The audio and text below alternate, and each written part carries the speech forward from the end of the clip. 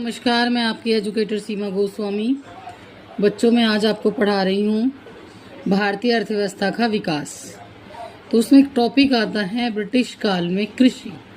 ठीक है, ये CTET, LT grade, IAS, UPSC किसी भी एग्जाम को ऑल गवर्नमेंट जॉब चैनल का भी नाम है और पढ़ाया भी उसी तरीके से जाता है कि जिस भी एग्जाम में आता है उसका ये टॉपिक है।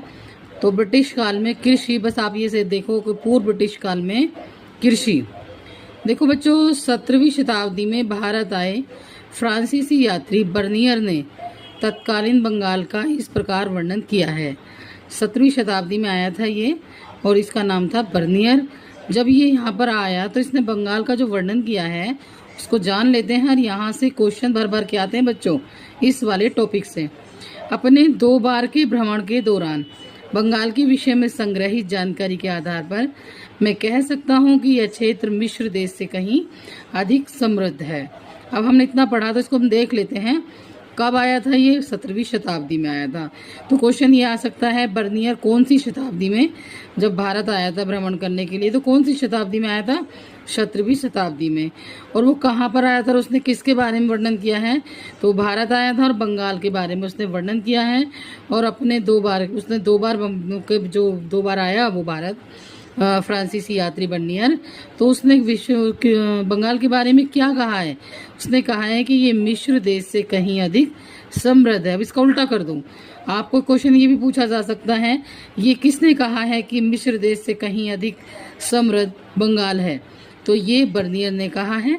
यहाँ से सूती, रेशमी वस्त्र, चावल, शक्कर और मक्खन का प्रचुर मात्रा में निर्यात होता है। तो उस समय में 17वीं शताब्दी की बात हो रही है बच्चों।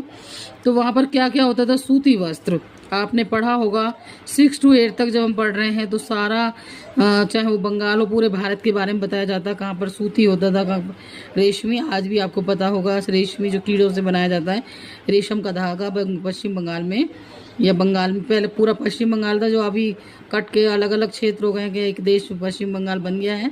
तो ये बंगाल जो था यहाँ पर रेशम बहुत होता था, सूती वस्त्र होते थे, चावल होते थे, शक्कर और मक्खन का प्रचुर मात्रा में निर्यात होता है। निर्यात का मतलब भेजना, आयात का मतलब लेना। ठीक है, हमें पता ही नहीं रहता कि निर्यात आयात में बच्चे बहुत ज़्यादा बच्चों कंफ्यूज होते हैं बच्चों। तो उस चीज़ पे भी आप थोड़ा सा फोकस करें। तो क्या क्या निर्यात होता था उस समय? सूती वस्त्र होते थे, रेशमी वस्त्र होते थे, चावल होते थे, शक्कर और मक्खन का